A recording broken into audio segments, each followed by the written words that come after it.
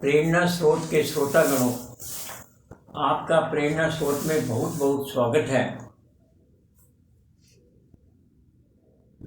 आज हम धर्म के बारे में बात करेंगे। धर्म के बारे में बड़े विवाद चले हुए हैं। धर्म के नाम पर बड़े झगड़े हो रहे हैं। धर्म के बारे में बात करेंगे। ये धर्म वास्तव में होता क्या है? वास्तव में देखा जाए तो प्रकृति ही सबसे बड़ा भगवान है, सबसे बड़ा धर्म है। प्रकृति जो है उसके अंदर सबसे पहले ब्रह्मांड बना। ब्रह्मांड में आकाश गंगाओं को मिलकर के ब्रह्मांड बना और आकाश गंगाओं में तारों से मिलकर के आकाश गंगाएं बनी। और हमारी जो आकाश गंगा है उसके अंदर जो सूर्य एक छोटा सा तारा है और उसी जिसको हम सूर्य के जो पृथ्वी बनी, बुध बना, ये जो प्लैनेट्स हैं ये बने। और प्लैनेट्स के भी छोटे प्लैनेट जैसे चंद्रमा पृथ्वी का उपग्रह है ये बने।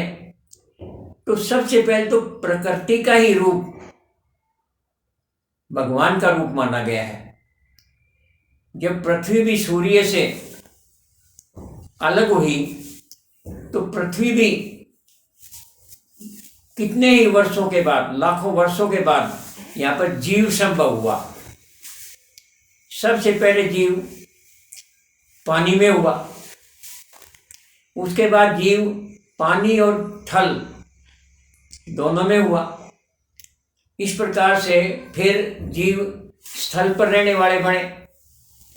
तो इस प्रकार से प्रकृति को कैसे बने?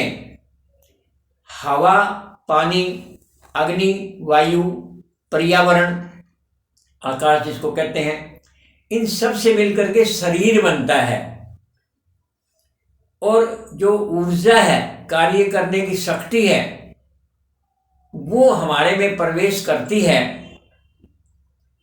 जिसको हम आत्मा कह सकते हैं। उस ऊर्जा, उस आत्मा के कारण से ये हमारा शरीर जो है वो जीव बनता है। तो इस प्रकार हम कह सकते हैं कि अगर ये साधन ना हो, प्रकृति ना हो, तो जीव बनेगा ही कैसे? तो प्रश्न ये है कि भाई भगवान क्या है, धर्म क्या है? धर्म तो सीधी सी परिभाषा है। धर्म की कोई नई परिभाषा नहीं है। कोई भी धर्म ले लो, सभी धर्म हमें अच्छी अच्छी बातें बताते हैं। कोई भी धर्म हमें बुराई की बातें नहीं बताता। परंतु अगर हम उनकी, जो हमारे स्वार्थी लोग हैं, वो धर्म के नाम पर झगड़ा करवाते हैं। उन स्वार्थी लोगों को ये पता ही नहीं कि धर्म होता क्या है। उनका तो एक ही काम है कि विद्रोह करवाना, धर्म के नाम पर झगड़े करवाना, अपना स्वार्थ सिद्धि के लिए। धर्म का केवल एक ही परिभाषा है और वो धर्म की परिभाषा है अच्छी आचरण को, अच्छी बातों को ग्रहण कर लो। मीठी वाणी है, प्रेम है, अहिंसा है, सत्य है, सद्व्यवहार है, सहयोग है, सहानुभूति है, दया है, ये सब अच्छे कार्य हैं। इनको तो आप ग्रहण करो।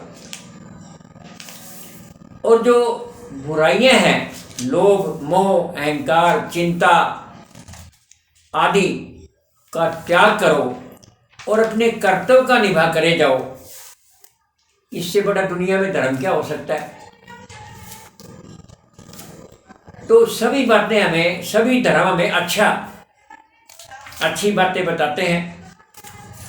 धर्मों के अंदर भगवान का स्वरूप क्या है? अरे भगवान का स्वरूप तो वो है जो दूसरों के लिए, यानी जो धर्म के नाम पर धर्म पर लोग चल पड़े हैं, उनको जो नष्ट करें, वही भगवान का रूप है, या भगवान का पैगंबर समझ लीजिए, वही भगवान का पैगंबर है। अब जैसे आप देखते हैं हिंदू धर्म है, इसके अंदर सभी बातों को अपनाया गया है, अच्छा चरित्र बने। इसी प्रकार से ईसाई धर्म है, उसके अंदर दया का भाव है, अच्छी सोच है, अच्छे विचार हैं। तो उन्होंने, ईसा मसीह ने उन अच्छाइयों के लिए बड़ी अपनी कुर्बानी भी दी। मुस्लिम धर्म है, उसमें भी यही सबक बताया गया है कि ईमानदारी का, अपने हक का खाओ, हलाल का खाओ, हराम का मत खाओ। अच्छी बातें बताई गई हैं। इसी प्रकार से बुद्ध धर्म है, उसके अंदर तृष्णाएं, आशाएं, हमारे दुखों का कारण है, उनको कम करिए। इसी प्रकार जैन धर्म है, अहिंसा के बारे बातें बताई गई हैं। और इसी प्रकार से सिख धर्म है, उसके अंदर सभी संत लोगों का वाणी संयुक्त की गई है, अच्छी अच्छी बातों को अपनाया गया है। कोई भी धर्म ले लो, चाहे वो कबीर जी हैं, चाहे गुरु नानक देव जी हैं, चाहे महात्मा बुद्ध हैं, जो भी है, राम है, कृष्ण हैं, सभी ने अपने जो अधर्मी लोग हैं, जो राक्षसी प्रवृत्ति के हैं, उनको नष्ट किया। तो वही भगवान का रूप कहलाए। ये भगवान का रूप है। वास्तव में भगवान होता क्या है? भगवान जो है, आप भी भगवान बन सकते हैं। आप किसी की जीवन में सहायता करके, उसका जीवन बचा करके, आप भी भगवान का रूप बन सकते हैं। तो इससे भगवान का रूप है। भगवान में, यानी धर्म में, पैगंबर में अंतर है। भगवान में और पैगंबर में अंतर है। पैगंबर होता है संदेश वाहक, पैगंबर होता है संदेश वाहक, जो संदेश देने वाला। जैसे ईसाई धर्म में ईसा मसीह जी थे, सिख धर्म में गुरु नानक देव जी, बुद्ध धर्म में बौद्ध जी। इस प्रकार से जो भी है, मुस्लिम धर्म के अंदर यानी मोहम्मद जी। इस प्रकार से सारे सनातन धर्म में आर्य समाज है, ऋषि दयानंद, तो सभी ने, तो ये सब पंथ कहलाए। और ये जो गुरु नानक देव जी, ये सब पैगंबर कहलाए। तो भगवान जो है, भगवान तो एक प्रकृति का रूप है। और एक बात है, धर्म तो हमने बाद में बनाए। अरे जब मानव जो है, मानव ने तरक्की कर ली, तो धर्म का रूप दे करके इसलिए बनाया कि हम लोग अनुशासन में रहें, हम लोग अच्छाइयों को धारण करें, हम लोग बुराइयों का त्याग करें, अच्छे लोगों को। तो इस प्रकार से जो अच्छे लोग हैं, वो देवता का रूप बन गए। वृक्ष हमें फल देते हैं, वृक्ष देवता। नदी हमें पानी देती है, नदी देवता। ये सब देवता कहलाए, जो देता है, चाहे वो कोई भी है। और जो इसी प्रकार से जो धर्म और अधर्म, जो धर्म के मार्ग पर चले वो देवता कहलाए, और जो अधर्म के मार्ग पर चले वो राक्षस कहलाए।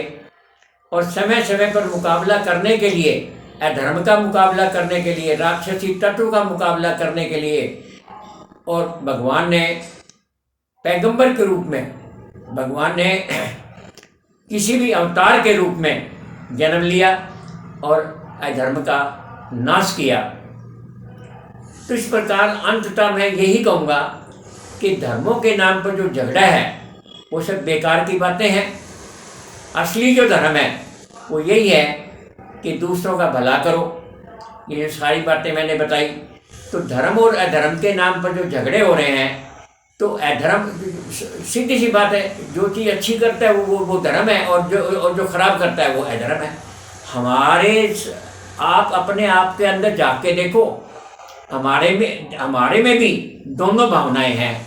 अच्छी भावना भी है और बुरी भावना भी है। अगर हम अच्छी भावना को अपना लेंगे तो हम ही देवता बन जाएंगे, और अगर हम बुरी भावनाओं को अपना लेंगे तो हम ही राक्षस बन जाएंगे। तो मनुष्य के अंदर भी दोनों प्रवृत्तियां हैं। कई बार आदमी को घमंड हो जाता है, जहाँ मैं है वहाँ हरि नहीं, भगवान नहीं, और जहाँ हरि है वहाँ मैं नहीं मतलब घमंड। आदमी को घमंड क्यों होता है? या तो वो ज़्यादा शक्तियाँ प्रदान कर लेता है, वही मेरे जैसा दुनिया में कोई नहीं है।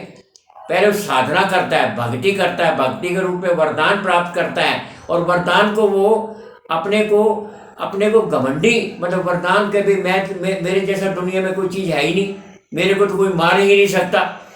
तो जब वो घमंड पैदा हो जाता है, ज़्यादा धन हो उससे भी घमंड हो जाएगा। तो घमंड किस चीज़ का? अरे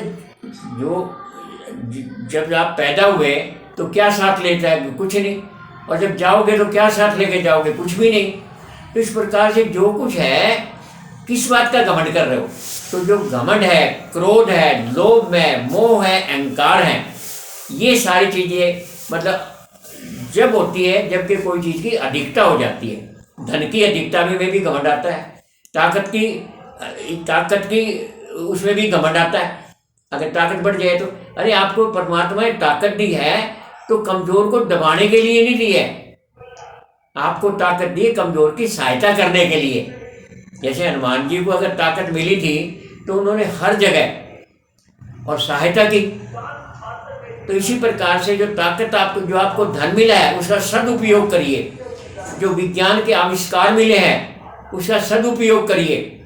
विज्ञान ने तो साइंस के बारे में आपने सुना भी होगा, science is a blessing if you use it, it is a curse if you misuse it. अरे साइंस तो जो हमें प्रदान की शिक्षाएं, तो वो मतलब उसके अंदर अगर हम उसका ठीक प्रयोग करेंगे तो वो हमारे लिए एक किस्म का वरदान है, और अगर हम उसका गलत प्रयोग करेंगे तो वही चीज़ें दुर्शीष बन जाती है।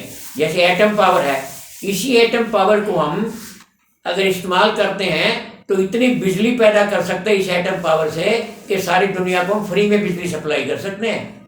और यही एटम पावर हमें एटम बम बना करके यानी दुनिया का नाश करने में अगर करेंगे तो यही पावर जो है गलत बन जाएगी। तो किसी भी बात का हम सही उपयोग करें, जो कुछ हमें दाता ने दिया है उसका सही उपयोग करेंगे तो ठीक रहोगे, और गलत उपयोग करोगे तो आज जो बातें हमने डिस्कशन की है वो सारी धर्म के बारे में है, भगवान के बारे में। भगवान का एक रूप होता है, उसी को पैगंबर कहते हैं। तो यही जो भगवान और पैगंबर में यही अंतर है। तो इस प्रकार से धर्म भी जो है हमारे को अनुशासित रखता है। तो अपने अपने धर्म का, अपने अपने इष्ट देव का ध्यान धर के अच्छी बातों का आचरण अपनाइए और जो बुरी बातों का त्याग करिए।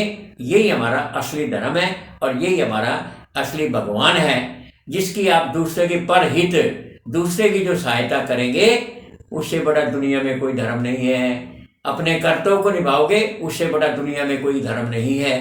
तो इस प्रकार जो बातें आज की हैं धर्म के बारे में, तो धर्म के बारे में कोई गलतफहमी ना पड़े, धर्म के नाम पर झगड़े ना हो, सब अपने अपने इष्ट देव को माने और मान करके अच्छाइयों को अपनाए और बुराइयों को त्यागे। आज बस इतना ही, बाकी फिर कभी से धन्यवाद।